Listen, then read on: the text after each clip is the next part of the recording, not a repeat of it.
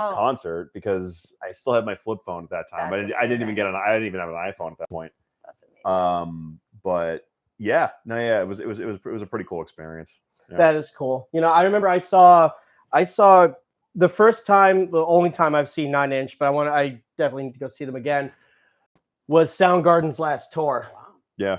2014. Oh, that's right. I forgot they were touring with them. Yeah, 2014. It was it was at Jones Beach, and they had just King Animal had been out for a while, but they were still just touring and whatnot. Yeah. And 9 Inch they had just put out, what did they put out? They had just put out the Hesitation Marks album. Yep. So they were touring that. And that was kind of my introduction to 9 Inch. I hadn't really listened to them before that. So, so I went down that rabbit hole just listening to all their music. But the thing I took away from that the most was being able to see Chris Cornell at least once. Yeah. That one really shook me when that happened. I think it shook everyone when that happened. I saw 9 Inch Nails at the first Lollapalooza. Oh, really? I was in high school. And then the Jones Beach comment, I got on stage with Morrissey at Jones Beach. No way. I've never heard this story. Yeah, I knew the U2 story. It's not that exciting of a story. It was just I was in the front and, as you do with Morrissey, people get up on stage, right? Hug Morrissey. And so these two gentlemen next to me said, do you want to go up? And up I went. That's awesome. And then I was escorted to the back of the venue. And I said, we drove all the way from Boston. Please. It's like, they're probably like, which Boston? Yeah, they let me back in. But of course, I lost my wonderful spot in the GA. But it was worth it because you got on stage. Linder, yeah, I was gonna say, that's pretty cool. Linder, who shot a book called Morrissey Shot. I'm in the exact center of the book. There's 3 photos of me running towards Morrissey. Oh, wow. And then in the embrace, the Morrissey embrace. Yeah. That's awesome. When was that? 1991. Oh, cool. 91, okay, yeah. Yeah. Yeah, I actually remember, speaking of early 90s, when Halloween this year, actually both of us we didn't go together, but we were both at the Depeche concert. And I saw you posted, you saw them in 1990 on the Violator tour. I did, yes. God. That's so awesome. I did, at Great Woods. Oh, back when it will forever be Great Woods. Great Woods. We only call it Great Woods if you're from Massachusetts. If it's in Mansfield. But it's funny because they still have the little tree logos and shit. Yeah. But now it's like, what is it, Xfinity Center now? Yeah. Which I'm sure it'll be changed. That's what I know it as, but that's because I've been here since 2015. Yeah, so, that's true. Yeah. But yeah, and that was when I learned that it's normal to just go out to Dunkin' when it's like a torrential snowstorm. I'm like, this is a thing. And it's always iced coffee, never hot coffee. That's right. Because we're insane. I like iced coffee. Same. I prefer iced coffee. See, I'm Italian and I was raised 20 minutes outside of Manhattan. So for me, coffee always must be piping hot and black. Yeah. Okay. But that's again, just me. With Italian coffee, though, it's interesting because like it tends to be pretty bitter. But then again, it's like you get to enjoy the taste of coffee. Right. And it's not like caramel, vanilla, hazelnut, which don't get me wrong, I like all that stuff. Yeah. But it's just like I love. One time I actually went to Madrid.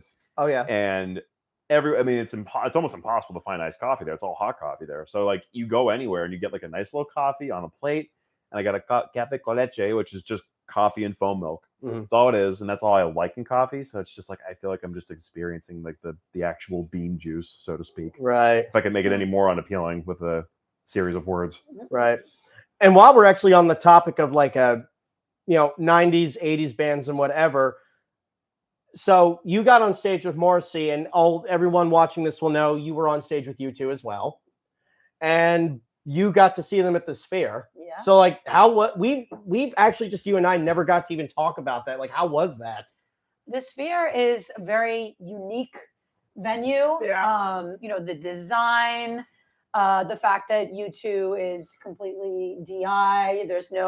I'm used to seeing, the Vox on stage, and so all of the gear is, not there. It's, but it is really as intimate as it can be with, the size of the venue. It still has this intimate feeling. Yeah. I was not in a seat, so I cannot speak to the seat experience. I was in the GA, right, in on the floor, Yeah. as close as one can humanly be. Yeah. But I have friends who were there who were in seats, and the sound is the beaming audio beaming. Right. It's really cool. It's if you're a music fan. And if you like U2, or even if you don't like U2, I know Fish is playing next. So people who enjoy that music, I'm sure will also have lots of things to say about the Sphere. Especially with their music too. Like that makes a lot of sense for them to be in that, in that environment with all the screens and everything. It's kind of too bad that Kiss called it quits. Oh, I know that they're doing that Avatar thing, but like I can imagine them in the Sphere too. If they were still doing that.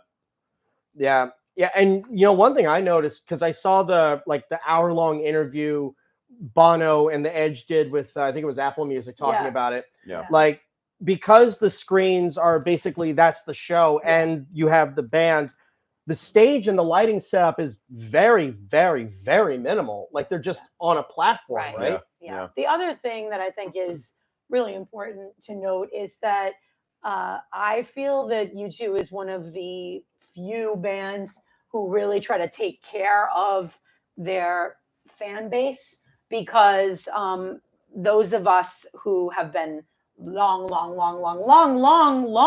fans were able to choose the show that we wanted to go to for tickets, which, I mean, you only get to choose one, but that's a lot better than other artists. Yeah. True. You don't necessarily get that. And the ticket cost was face value. Oh, really? So, the ticket costs are face value for the U2.com fan. No extra fees or any of that crap. Not like you can get a pre-sale code, but it actually means nothing. With U2, the pre-sale codes mean something. Yeah. So. Yeah. No, that's cool. Yeah. And you saw the last time you went out there was you went to what, 2 or 3 shows? 3. There? Yeah. In October. Yeah. Yeah. How many? And you're going back, right? I'm going back for one show. Just one show? All right, cool. I am one. We were talking about this before, but I wonder if they are going to swap out any songs in between, the shows. Yeah, they did Two Hearts Beat as One. A few weeks back, which I was really excited. To hear that they were doing that. So who knows? Yeah. Well, like we said, they're probably still celebrating Octung Baby, so they're probably they're not doing that front to back, are they? No, but a lot of it. Songs. Not front to back. Right. Yeah. I really do love when bands do that. When you think of the anniversaries that are coming up and whatnot. I'm just, especially now with now that Dream Theater brought Portnoy back in, I'm wondering what on earth they've got in store. Yeah. I mean, I don't know much about Dream Theater other than my former boss was in a band that opened for them in the 90s, I think. Okay. But it's funny you mentioned anniversaries, because some of the stuff that I grew up with is starting to become old too now. Yeah. I heard Green Day on ZLX. Yeah. That made me want to drive off the road. But then I also, me and my friends went to Los Angeles to go see AFI play Sing the Sorrow front to back, because that album had just turned 20. Oh, wow. So many albums are turning 20 now. I think American Idiot by Green Day, I think, is going to be around the corner, 20 years old now too. Yeah. It was 2004, right? Yeah. So wow. It's going to be 20 years old, man. That's the first when I went back into work after New Year's, I just kept saying to people, 2004 was 20 years ago. What is happening? Yep. It's true. Yeah. But but what that means though is that it's also going to dictate. I've talked about this before, where the nostalgia cycle is happening now. Yeah, I think that's the other thing. I could talk for hours about that, but I think nostalgia. I'm down to.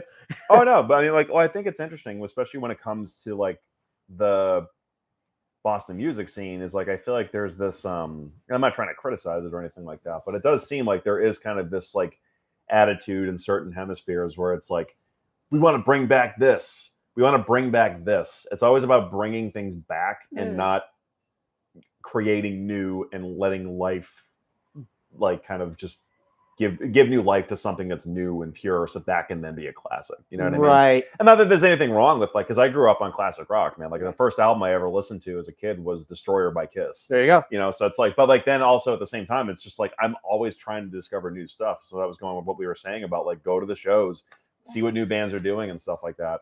You know, there's a musician I've worked with. I won't say his name, but he told me this interesting theory he has, which I think has some weight to it.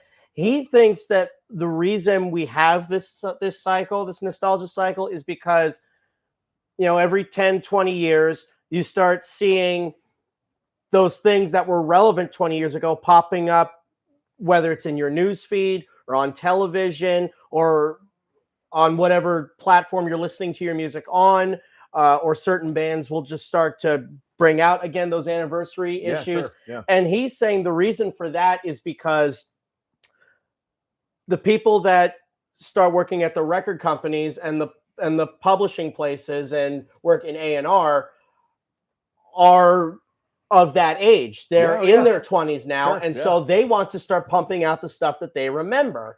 And every 20 years it's that, that rotates. It's a guaranteed thing. So when the market picks up on that, they're like, why wouldn't we get in on this free money? Right. But at the same and like the thing is with me, I think nostalgia is okay if it's like dosed properly. But like sometimes I think it's easy to, because I do think I'm a believer of the fact that nostalgia is a drug. Yes. And like drugs, it should be in moderation. Of course. You know? Yeah, you can't just be trading pogs all day long.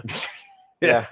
Yeah. Honestly though, like I turned 10 in the early 2000s, so I don't think I was playing with pogs at all at that point. But no, I was playing with Pokemon cards and getting in trouble for having them at school. But yeah, I messed around with those for a little bit too, which was short-lived. And then Yu-Gi-Oh cards became the thing after that. Yeah, so we're gonna get into a whole thing now because it just descends into this endless thing of like then Magic the Gathering and then all this shit. You know? Exactly. Yeah. But nostalgia in general, I think, like I said, it's something that it should be dosed like very, very littly. You know, just don't let it consume you. Yeah, you know? And don't let it get in the way of, and don't buy into it so much. Kind of bringing this back full circle. When you're an artist and you're trying to put your stuff out there, you want to be different. You want to do something that is unique, and you don't want to copy people. Yeah. So for God's sake, don't start putting. What cycle are we in now? The 2000s? Yeah. Don't start putting like an old MTV filter on what you're doing. Don't start, don't start writing stuff in the style of Backstreet Boys or whatever. Right, Okay, be yourself, please. Have no fear. That won't happen here. Right, man. And plus, it's just like think about those artists 20 years ago. It's like, well, what were they doing then? Being themselves. Yes. You know what I mean? So it's like the idea should always carry through. Right. It's sonically. It's like, what are you doing with that? I mean, like we don't know how to define ourselves. In fact, I think very often we're constantly thinking of new sounds to incorporate into our stuff. And it's like, we'll go to a show and things like that, and they'll remind us of like bands that we grew up with. And then there are other bands that'll like really excite us, and it's like something that we've never heard for. And like a band I can probably speak for, and I think we both all like because we play with them, is Sapling.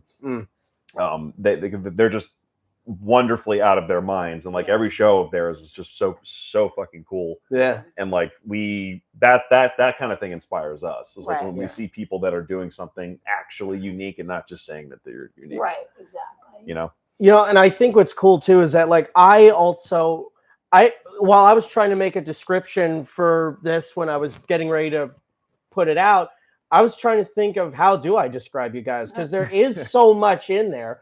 I mean, there definitely is elements of, 90s alternative, but 80s stuff too. Yeah. But it doesn't sound like you guys should have existed back then. You sound very current. And I think that's because you do take in all the stuff that you're hearing now. Again, you guys are out there in the scene all the time. Okay. It's not unusual to see either one of you guys at a show. Yeah, sure. I was actually half expecting you to be at Carissa's show last night, but yeah.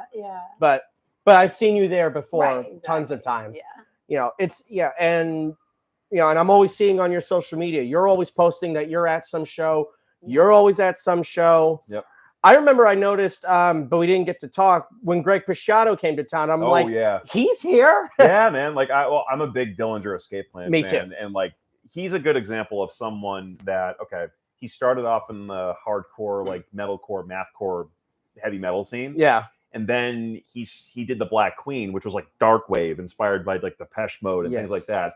That kind of like eclectic like path that you have on music is just so inspiring to me. So when he put out his solo stuff, he was touring with Jerry Cantrell from Alice in Chains. Right. He was doing like his vocal work was just becoming so improved because he just did nothing but scream for like the last like 10, 20 years. Yeah. Yeah. And then a he's hint of this- singing here or there. Yeah, and then he would like just do these soulful, like he did a cover of Them Bones by Alice in Chains. I and he remember that. absolutely nailed it. And I was just like, that's because he was on tour with Jerry and he probably took some pointers from him. Like, yeah, Greg Puciato for me was like another probably like if we're going to talk about like artists we're currently listening to that are like kind of like newer or anything like that. I mean, he's been in the scene for a while, but like, I mean, what he's doing now, his solo stuff is really good. Yeah.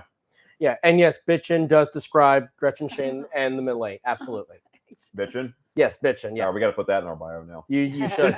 You should. Yeah. I also thought what was interesting too was that like you talk about it being different. That whole show was so different because I was so used to. I saw Dillinger on their farewell tour. Same. And Paradise. Paradise. Yep. Okay, yeah. So you remember the production was insane at that show. Yep. Lights and everything. Just insanity. The way the songs wove into one another. Mm. This show, and I mean this in a very nice way, it was almost as if we were just watching rehearsal. Mm-hmm. Just song. Okay, song's done. Next song. Mm-hmm. Okay, next song. Yeah. All right, talk to the crowd maybe a little bit. All right, next song. There wasn't really like a production put together necessarily. I mean, there were lights, but like it was kind of like he is doing something new, but he's in touch with his roots. That those hardcore roots. They're like, this is what you get. Yeah, it's like you because we've been to shows like that before, where it definitely can feel like a rehearsal, but in a good way. Yeah, where it doesn't need to be this like monstrous thing. Like right. it's a show that can have its own life in a certain like hemisphere where it's like it's just okay. The energy's just going to be here the whole night, but it's okay because we know that they're having fun because we can tell. We know that people are enjoying themselves, and like I think it's always interesting the different kinds of energies that different genres of like not just rock and roll but just music in general can bring to a live show. Because we were talking about Boston Calling. Yes. Not trying to open a can of worms here because I know everyone's got their opinions on the lineup and like I'm not going to get into that, but like it's interesting to see some of those like names on there. Viewership might skyrocket if that happens, but yeah. Yeah, right. Okay, maybe yeah. But yeah, we were talking about Boston Calling and like I actually know some of the bands on there like Fleshwater. They're great. They're from Boston. Artists by the name of David, Megan Thee Stallion's on there and things like that. In terms of like what you look for when you go to a festival, it's up to the person. It's about discovering new music and things like that. Yep. I mean, me personally, I'm not interested in this year, but like I think it's pretty cool that like some of the local bands that we know get to play on it. Speaking of that, our next gig is February 9th with Ex Hyena. Yep, there we go. And Looking Glass War at Faces Brewing in lovely downtown Malden, Massachusetts. Yep, Malden. Absolutely. Love that. I was going to ask you about that. Yeah. Yeah. Love that place. That's where the entire city migrated for their rehearsal spaces finally. Yeah. I was going to say we could go on about rehearsal space, musical chairs. Yeah. That seems to be a thing that's, we talk about like venues in Boston disappearing, which is a problem, but then we talk about rehearsal spaces going away. Like when the Sound Museum, I drive by it now and it's just nothing but a pile of rubble. It's depressing. Yeah. So that's why we need to support the local music scene as we do. Absolutely. You need to go out and see everyone play. Go out as often as you can. I tell my students this every time, especially if they're going to go into music school. I say, all right, listen, like if they're not going to Berkeley, then I'll say, all right, you're going to music school. You're going to a brand new town. You don't know anybody. Right. Yep. All right. And you want to do this full time. All right, here's what's going to happen. Your apartment or your dorm or wherever you're living is for two things. Going to sleep at the end of the night and going to the bathroom when you're not at class. Other than that, you are never there. Okay. Yep. You are out going and seeing every single person play. It's like a locker room at that point. It should be that. Mhm. I had a student that went to the 5-week program, Yeah. and I said to him, all right, here's the deal. You're going to be in the heart of Music City for a month straight. Yeah. The only time you go back to your dorm is to go to sleep at the end of the night. That's it. Yep. Other than that, you need to be at every single show you possibly can be at. Now, he's not 21. I said, then go to the ones you can go to. Yeah. There's always something. Yeah. I was, me and Gretchen, not together. We saw him on separate occasions, but we went to go see Henry Rollins do his I saw the pictures, yeah. spoken word stuff. And he talks about travel a lot in terms of like how he, is out there seeing bands, and he's like 62, I mean, like, but like he's still very active. But the thing that he said that kind of struck me was like, I live to tour, I live to be on stage, I live to be out there. He always talks about travel in such an appealing way that it's inspired me to like kind of want to be curious and just get out of my comfort zone. And he talks about how he's like, well, I live here, but I don't really live there. I kind of just sleep there for 2 days, and then I'm just out there doing everything I can, And that kind of tenacity and that kind of energy is always just really contagious. And I think, people need to take advantage of that. Yeah, I still do that, even though I graduated a few years ago. My morning is like, just start putting flyers together, start pushing stuff out, updating all the media, and then go off and teach if it's a day that I'm teaching. And then when I come back, I'm either writing stuff or I'm going to a show. And a lot of times it's going to a show. Yeah. Sometimes I'll reserve the writing for early in the morning before I go to work. But yeah, and then I'm going out to show after show after show, usually to see people I know. But even if I don't know, but even if nobody I know is out playing necessarily, I'll just go to one of my favorite spots and then just check someone new out. Sure, it's what you always have to do. Always have to do that. Yeah. Oh my God. So you guys got Faces coming up. What else? Any new songs? Any new anything? We're looking to record in March. Okay. We do have a few more gigs posted up. I would probably have to read them off my phone. But yeah, no, we're always constantly in the kitchen cooking, so to speak. That's good. You can go to our Instagram. Yes. GSMA official. That's pretty much our tag for everything. But yeah, no, we got a show March 8th on the Middle East. We're playing with Black Rose Burning and Low Lives. Yes. March 16th at Redemption Rock Brewery in Worcester. We're playing with Dose of Thunder and TJ Welch. And then April 6th, we got the Shashkeen in Manchester, New Hampshire. Yep. We're playing with Johnny Earthquake and Marianne Toilette. Yes, Marianne Toilette. Which is a toilet, spelled toilet. Yep. I like that. And then we actually have some more. Such a good name. I know, right? I was excited from the second I heard that. So those are our 4 gigs we have so far. We have more coming up that we can't announce yet. Stay tuned. We got some. We're just. I made a post about that for the band on the band page where we're just saying like, we got some exciting stuff coming up. I can't say what it is yet, but just look out. And you guys and this is the cool thing too.